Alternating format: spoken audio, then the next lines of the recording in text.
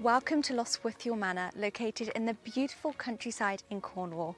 Today you'll be joining Matt and I exploring this beautiful house behind me, and I'll also be introducing you to the wonderful owner Elizabeth and her two daughters Clare and Sarah. The house has 9 bedrooms and 9 bathrooms and is available for private hire through Oliver's Travels. Now, it's not just this house, there is an entire estate. We've got a church over there, and there's also a stewardry, which we're going to show you around later. But Matt, let's start this tour outside the front. Can we just take in this incredible view? There's around 600 acres, and there is so much history with this house. Elizabeth, the owner, will go through it all later on in the video. And just behind me over here is the church. So if you do have a wedding here, that is where you can get married. And spin back around, Matt, we've got loads of other properties on the estate, but let's just take a moment to take in how beautiful this house looks from the front. It's giving me Bridgerton vibes. I'm a big fan of that show. Now, before we start the tour, let me introduce you to the owner, Elizabeth. The property came into my family in 1717 when Governor Pitt bought the place, and it descended through 5 generations of Pitts, and then it moved to the last Anne Pitt. The last Pitt married Lord Grenville, William Grenville, who was Prime Minister during the abolition of the slave trade, interestingly. And he had no children, so left it to the Fortescue family. And my husband was the 6th generation. Wow, what an incredible entrance. And check out these portraits. It's been so interesting to learn about the history of the families that had this property, and you'll notice all these portraits all throughout the house. So we have an interesting collection of pictures, mostly of different era politicians from 1780s to 1840s. This is Governor Pitt, who bought Beconnach. Through this way, we have a yoga room to my right, which I'll show you on later on in the tour. But we're going to head through to, I think, my favourite room of the house. So welcome to the drawing room. Let's just take a moment to just appreciate these ceiling heights and the details on this ceiling. Now, earlier we had this fireplace on. It was absolutely incredible. Very cozy vibes in here. Although it is still so grand, it does have a cozy feeling to it. This part of the house is 1640. Before we restored it, it had a big hole up there. A wonderful girl came around and looked at the hole and said, do you want it plastered? And she copied the oak leaf cornice all the way around. It is very important to us to get things made locally and just to find these wonderful craftsmen. The thing about the house is it always said to us, if you look after me, I'll look after you. And we were determined to restore it.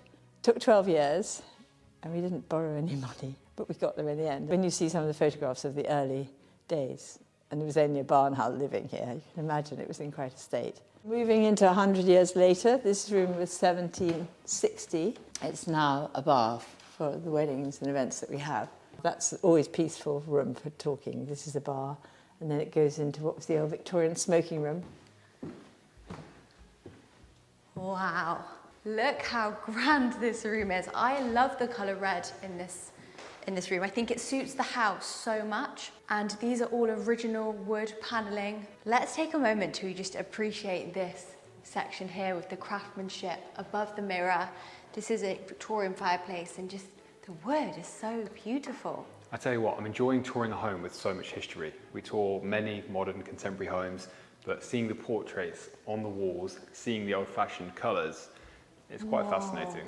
We had no money, so we knew that we had to think up ways and projects which could raise the funds. We started with selling 3 barns, outlying barns, which had planning permission, on condition that money went into the house. So that started us. And then we created holiday lets in the stable yard. And from then on, we created events. The first was our steam fair, and we had a great time building up. We had lectures, we had early weddings, used to be in the stable yard or marquees on the lawn. And it just became an adventure and people would suggest ideas to us. So this is a Victorian room that was in a very bad repair. You walk in here and bits of plaster would fall off. And with the restoration, we used some of the wooden floorboards. If the panelling, where the panelling had gone in places, we reused floorboards because it was all the same date, so it was the same colour. This was the Moon family who lived here between 1500 and 1700. And then too many died in duels. So the last Moon died in a duel at the Battle of Tewkesbury with the Duke of Hamilton. And they ended up both dying because when Moon was lying on the floor with a stab wound, and the Duke of Hamilton looked over him, and Moon picked up his dagger and stabbed him. So they were both dead. So here is a back door to the back of the house. And then let's go back through this door here, which leads us back to the entrance where we started. Now, should we go to this side, Matt? Yeah, what have we got through here? We have the staircase, which is one of my favourite parts. Oh, I think I've said every part's my favourite, but should we show the staircase first, or the yoga room? Let's show the yoga room first, and then I can back up the stairs and it'll be better lighting. I'm getting ahead of myself. Here is the yoga room. It can also be used as like ping pong, table games room. They've got it set up for yoga. And then show me that side. You know, everyone watching can see how big this space is. This is a gorgeous place to just sit and look out. You can see the church and over the fields. I think my husband's, his great ambition in life had been to restore the house and to do all he could for the estate. And he was in the furniture business and he loved wood. So here was bliss for him because he had acres of forestry and he would always be looking for new areas to plant trees. When the oaks fell, he'd use them, he'd dry them and use them for wood. And much of our furniture was made from our own wood. And he also had his own furniture business, which we used to furnish the house in the first place, because the house was bereft. There was not a thing in it. Now coming out to one of the outdoor areas, there's so much outdoor space. There's a deer park, there's a lake, I think there's a shared tennis court, there's loads of walks. I mean, you could just spend a week here and just explore and relax. It's an interesting question whether we would ever live here, but we always said right from the beginning that it was a house that had to pay for itself, put all our heart and souls into restoring it, and we would sometimes come and enjoy it and be able to stay here at Christmas or Easter, or we have a steam fair in the summer, we usually stay then. To cover the renovations, we ran the events, and it was very much hands-on as a family.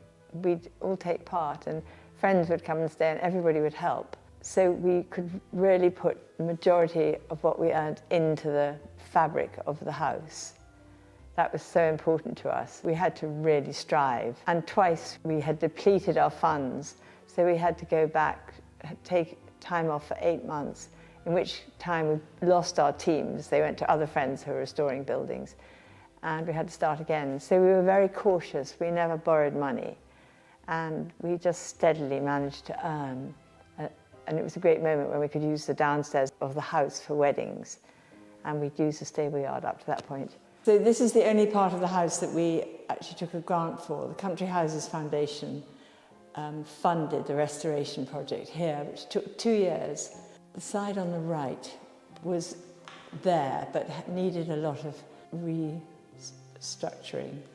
And then this side had a huge hole in the roof and was a restoration job, whereas that side was conservation because the paintings were there. And this side had to be recreated as this had all been washed away with a big hole in the roof behind me. One of the painters was rather like Michelangelo. The scaffolding was up to the roof and she was on her back restoring the ceiling, sticking the parts of the paint back. It leads up here to the library and picture gallery. So this is the picture gallery that we created about 4 years ago. And these pictures had all been somewhere else, but originally were hanging here. And it was an amazing feeling when they all finally got back together, because they'd all known each other, they'd all been in Parliament together, and a very strong political group called the Whig Politicians. And it's the only collection of the Whig politicians in the country now. The last one at Stowe was broken up. And these characters all had amazing lives. Fascinating to read about them. There's a collection of china, which were all part of the Pitt family. I think these estates reflect history. They go through the centuries and they go through generations of people, and families of working community is very important. I recently met one whose family had been here since 1600. She said they were the 17th generation. And it's a wonderful record, and it's a very uniting place. In one of our art courses, the art teacher said if only trees could speak. And think what a story these 500-year-old trees would have to tell. Finally painted in 1763. Wow. No, that's incredible. What about this one? 1753 too. Wow. That was hand painted. And rather lovely because we had no doors here and we had to get them. We hadn't got the money. So a wonderful Mrs. Moon from the family that had lived here in the 1500s came to see the house and gave us a very kind cheque. And then we got a wonderful restorer to come and polish them. So we had them made and then polished. And this is the library, very cosy room. And there was no furniture in the house and no books. So people really kindly donated us all these books. So we've been really lucky with all the people that have turned up here. Lovely view down to the River Larian, where there's a letter in the British Library that Wedgwood stayed here. And he wrote a letter saying that he walked along the banks of the River Larian and looked at the big house where he was later invited to dine. This is one of the bedrooms. Rather lovely because it faces east and you get the doves in the morning. Yes, we put fabric on the wall because it was an example of what had been used in the past. They were all battened because I suppose fabric was much warmer in those days. So this was the one bathroom in the house, and it had a very high old bath which nowadays people with sore hips wouldn't be able to get into, so we kept the marble panel and then just put a slightly lower bath in. This is the Victorian room over the smoking room below. Quite a different feel, and this would have been built in 1840. The house was extended, and a Victorian tower was built at the north end. So this is quite different architecture. Again, this would be about 1600s, or no, earlier, 1500s originally. And then you go through to the King's bedroom, where King Charles I stayed. This was an area for the Royalist Army and they walked all around. And this was his headquarters for 2 weeks. This is the bathroom, goes with the King's bedroom. And for weddings it's useful, it's full of bridesmaids and mothers of the bride and hair and beauty. And people asked about the walls, but we painted it this matte colour and then did varnish stripes down it. My name's Clare, I'm Elizabeth's daughter, and I know she's talked you through the legacy and the history and all about the restoration project of the house. So I'm going to give you a little bit more information about what we want the future of the house to be and the estate as a whole, because it's a farming estate. There's lots of farming families who've worked here for many years who are passionate about the land. I've really been thinking about these 5 pillars that we tried to base all aspects of our business around. So it's connection, it's education, it's the circular economy, health and community. The importance for us is human health, and that is for us trying to create a place of sanctuary and celebration for people on the estate. So sanctuary includes retreats, transformational events. So then the other side, obviously it's really essential, is the soil health, because that's absolutely crucial to the future of the environment. We're looking at the farming practices on the estate and looking more about regenerative farming, which really thinks about the organic matter in the soil. And then the other really important side is the biodiversity that's on the estate. So we know that biodiversity numbers of everything have plummeted over the generations. So for us, we're talking to different ecologists and really thinking about ways we can improve how we do things. And I think what always really struck me when Mum and Dad were doing the restoration project, and then my sister and I were we were younger at that stage, but involved in different ways, whether it was like serving teas at events or whatever it might be, but how important the team around us were, because none of this would happen without the incredible craftsmen who did the main, did all the work in the main house. Without our incredible team behind us now, this is what these places are. It's a really big team of people who support the business. This is the recently done kitchen. The colouring is unusual and fun, and people love it. She's great for putting pink with red. It gives you a buzz, and it's very good first thing in the morning when you arrive for your cup of coffee. I want to show you guys the stewardry, which Sarah, one of the daughters, interior designed. Well, my name is Sarah Fortescue, and I'm the daughter of the late Anthony Fortescue and the current Elizabeth Fortescue of Beconic. And we did the stewardry about 2.5 years ago. We completed it. And the inspiration behind the design as a Georgian house was very much the historical nature of the house and the abundance of natural light that floods Georgian buildings. We're now at the stewardry, a property I designed and completed 2.5 years ago. Let's go in. This is the hallway, and we knocked through to open up and make it a more open flow. We knocked through these walls here. There was a small door into an old dining room. But I think the way people love to live is open plan. So we created this breakfast room with a modern wood burner. And I collaborated with several artists, Emma Black being one of them, my friend local Wendy Brolt, who has done abstract oils of the South Coast here, and a friend of mine, Sam Travers, who is also a landscape and portrait painter. So we have a huge table for your breakfast of 14 people in this house. And we come into the kitchen. For me, creating a kitchen is all about a kitchen not really feeling like a kitchen. And so I put the wallpaper on, which is Ottoline de Vries, a very lovely contemporary designer. And we kept the old joinery, which was more 80s, a little bit retro in feel. There is a kitchen garden here as well, so it's a delightful place to pick your own vegetables and then come and cook. And then we walk through into the anteroom, which is the Georgian part of the house, where we did a scumble glaze effect on the walls. And we opened up to make a lovely winter dining room or breakfast room, we often do. And we opened up these doors here into the drawing room to create this sort of flow of space. And yes, it had been very different in here. We found the old wooden floorboards and hand polished them to bring them up. And then we walk into the drawing room, where the wallpaper I designed for this room, it's meant to be a take on the gardens, the Cornish gardens, magnolias and camellias. And we also have a Wedgwood fireplace, which came from Beconic House, because Josiah Wedgwood used to buy china clay off the Pitts, who are my ancestors. And then this drawing room is perfect to sit by the fire and relax.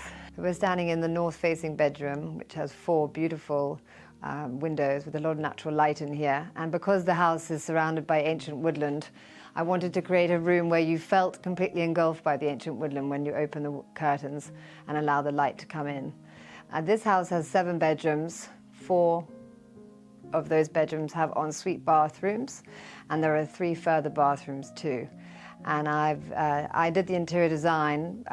Every single room and bathroom is completely unique, but there is a synergy of colour and palette and texture throughout. It really started when my father asked for some paint colours for Beconic House, and he had been restoring Beconic for 12 years. And before I moved to Hong Kong, I thought actually it would be wonderful to see the house completed, and I wanted to help him. So I took on doing the interior design of Beconic House in 2011, and we did the first floor bedrooms, which took about 8 months. And we then moved on to do the downstairs later on in 2016. And it's always a moving parts. There's still parts of the attic that need to be done too, to this day.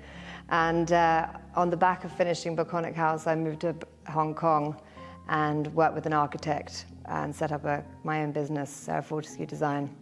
So I think I'll wrap this video up here. I really hope that you enjoyed learning about the history from Elizabeth and meeting her 2 daughters, Claire and Sarah. We're going to be bringing you more videos like this, and if you own a property similar or a unique house, something with an exciting story, please do drop us an email. It doesn't have to be on this scale. This is like a special episode, but by all means, let us know. We are off to film a French chateau in the coming weeks that is even bigger than this, so stay tuned for that. But also we like to film bespoke one-off build, like smaller properties, interesting ones too. Yeah, we are going international, guys, and we're going to Normandy. So please hit like and subscribe if you enjoyed this video. Sorry, my hair's everywhere from the wind. And we'll see you in the next one.